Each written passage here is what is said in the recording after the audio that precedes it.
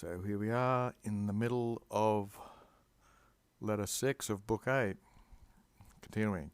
Quid enim, for what? Comparative is more beautiful, pulchrius, to the Senate, dative fourth declension, quam than, that, ut, towards palantem, what do we call him in English? Palace. It should viderito, it should seem, satis gratus. A satisfactory amount of thanks should go towards Pallas. And it adds, additors here in this declaration of the Senate, so that Pallas, cui, to whom all pro virili part, for their part virili, for their manly parts, or some form of strength, whatever you might want to call it, and each person for their own part will fatenta or confess they are obligatos. They're tied to Pallas, or they're obligated to Pallas. Singularis fide is an outstanding or singular act of fide, loyalty, and the singular of his industry, his purpose. Ferret, so each person bears that they confess they're tied to him, and meritissimo is a superlative. So he most has deserved, meritissimo means the fructum, the fruits of his singular loyalty and his purpose that he's done here. Prolatos impero fines, so the fines are the boundaries of the empire. Prolatus means they've been widened, pro usually means forward. Reditos the exercitos, and so this sentence, the first word probably in English would be credos. You would believe that Pallas has extended the boundaries of the empire and returned the army to the republic. Well, that's all of 6. Astruita. Struo means to build up.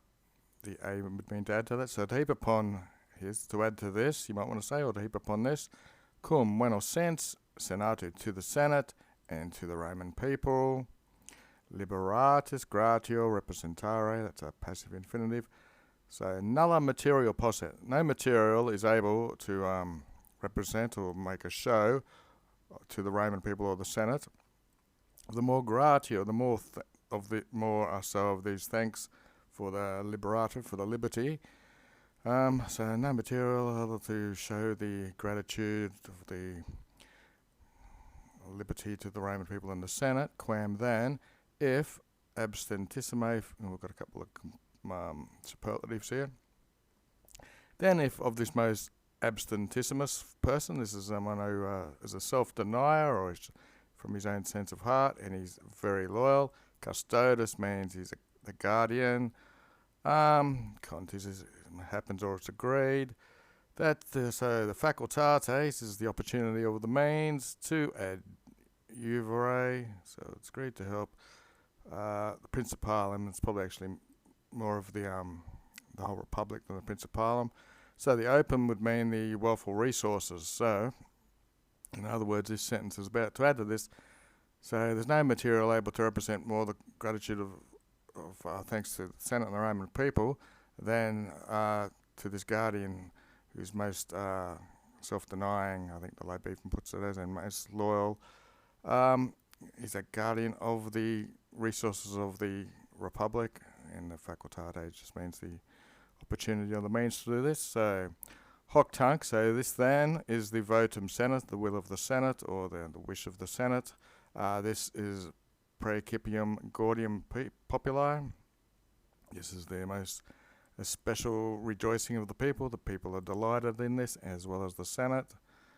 Doubling upon this bit of the Senate and the Roman people here. This is the material, gratissima, so he's used materia again. So this is the most gratifying material for freedom of the will of the people and the will of the Senate. If palantis facultates, good, and he looks using the same words over again, and contigere, got to use this word again as well. So, egistiones, and a bit of a new word, this means, so we're going to help the resources of Pallant, that's agreed upon, by this poverty of the public treasury. Okay, so looks like 7's all about concluding what's in the reading, or it's added to it. All this about how makes the people in the Senate happy with his guardians of guardianship on the work he's done, and so it's the will of the Senate and the people. And they're really emphasising this freedom and liberality that Pallas has made, and they're going to make payments out of the public treasury. Okay, so jam quae sequuntur. So which were the things which then on next followed? Again, jam in the past means already, in the present means now, and in the future means very soon. So what were the things that happened? Quidem indeed, voluisse senatum censare dandum, this is the gerunds, from the area, so from the treasury, this was the this is the infinitive of the perfect. So it looks like indeed the Senate wanted to, they had censored, they had decided that he should be given from the area, from the treasury, sestertium centes quinquagintes, which is 15 million sesterces. And quando, when, ab ius modo, from these types of cupidatatus, ab takes the ablative, then we have a double genitive splitting it. So when he was, from these desires of this type, his animus, his mind or heart or soul, was remotio, rather far removed from these sorts of things, of the payment, which we covered, I think, yesterday. And tanto, all the more impensius, or harder pushed, was to be petere, to be sought by the publico parente, from the father of the state, that would compelleret ium, so that, this is the imperfect subjunctive, so that they would compel him to sedendum. This is a common way they put accusative gerunds. They use ad to cede dative to the Senate. Okay, so nothing really tricky in that section. So what was it that followed? It was the will of the Senate that he should be given 15 million sesterces from the treasury, and he didn't really have this in mind. He was denying them. So all the more was pushed by the father of the state, the publico parent, the public father. They were compelling him that he should cede to the Senate their will, their votum. Part 9, id viro dirat, so viro be but or moreover. Id dirat, the thing which was still lacking or missing was that, this looks like a preposition, with Pallas, publica, by the public authority, it would be carried out, ageretur, with Pallas, Pallas rogator, this is passive, Pallas would be asked, so that he would cederet, the imperfect subjunctive again, he would cede to the Senate. It's pretty easy. So that illi superbissime, okay, so we've used abstine again from up here. Looks like Caesar himself would be the patron, so he'd be basically taking the role of like a lawyer here.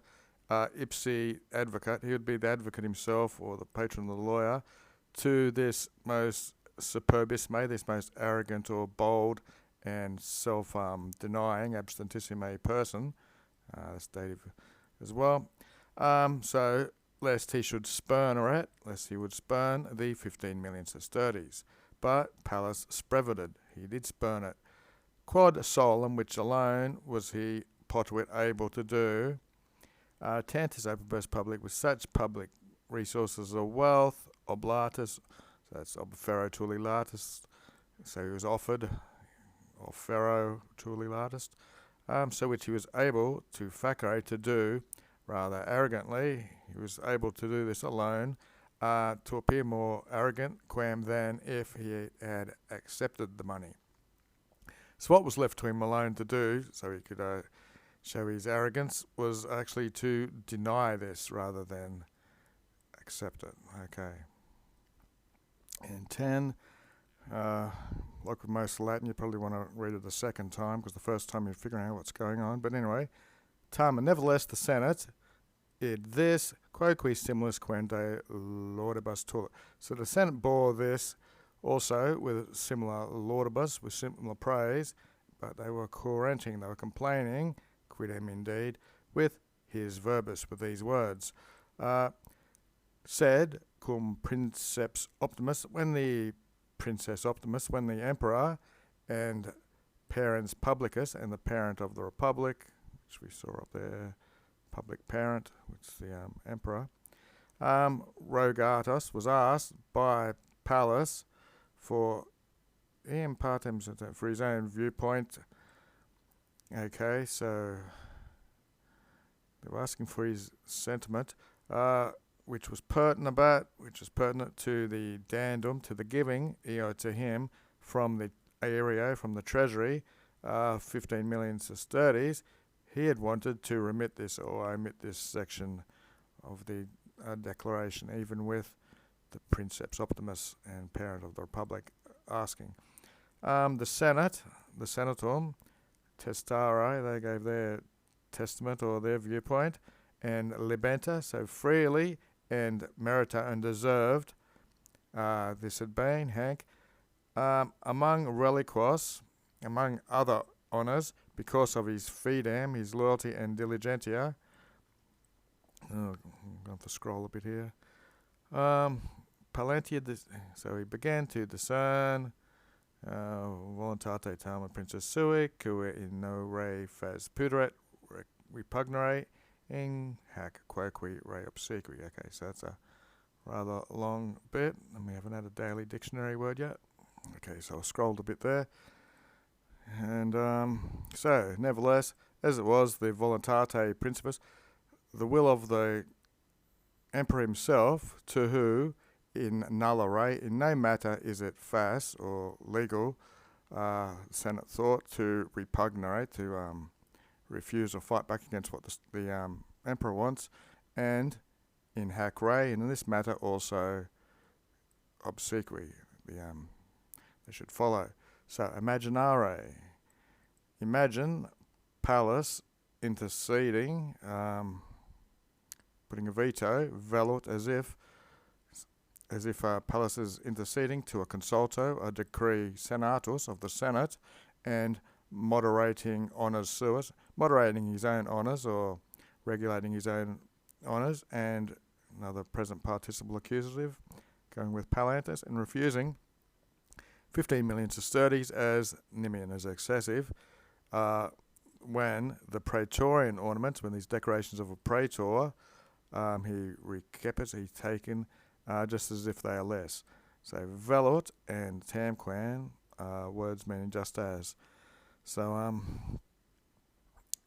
in this whole lot, he's still refusing, but here Pliny is comparing. Imagine 15 million sesterces as less than praetorian insignias, basically. How far are we going down to here? 12, imaginare. This comes from a deponent imperative. So imagine, from imaginor. Imagine Caesar. That's the emperor. The precibus, these are the prayers, or potius, or rather the imperia, or the orders of a free man, quorum openly in the Senate. So Caesar is present participle obtemperans. So Caesar is obeying openly in the Senate the prayers or the orders of a free man. 4 annum, a libertus, a freedman, was ordering his patron was Caesar, which is what was asked, rogated in the Senate. And imagine again, it's like the third time we've seen this deponent. He likes using the same words. So imagine the Senate now. Usque quaque, this is an adverb meaning absolutely or in whatever way you want.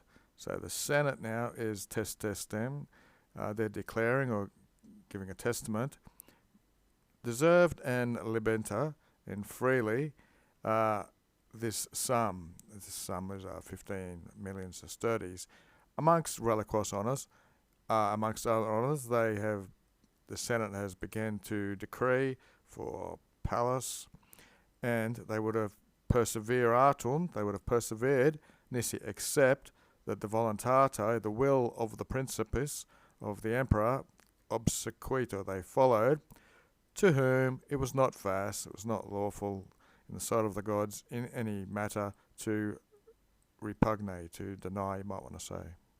Okay, nearly done. So, let's have a look at usque quaque in every conceivable situation, wholly or together. We see it in Cicero and Cato, and I think I set up imaginor here as well. If it's a simple thing, imagine, we have that in English. So us quaque, handy word to know. So ita thus, nay lest, sestertium centes there's 15 million sestertes, Pallas, should bear away from the area, from the treasury. Obsequio ipsius veracunda.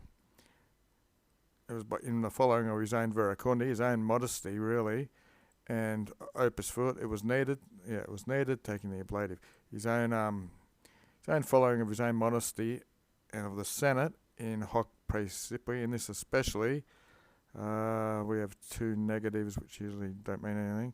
So the Senate, it took his own modesty and the Senate not to follow this or something.